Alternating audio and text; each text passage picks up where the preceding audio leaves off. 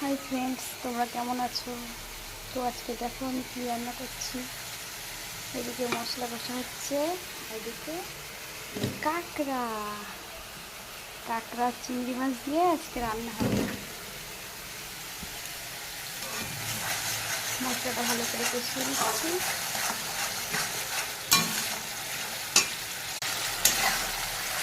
দেখো আমার মশলাটা প্রায় কষে এসছে।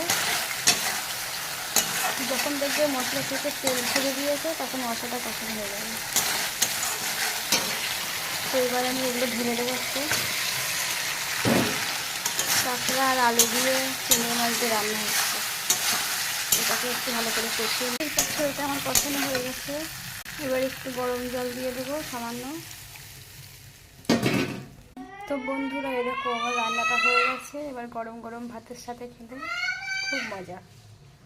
Bye bye, tata.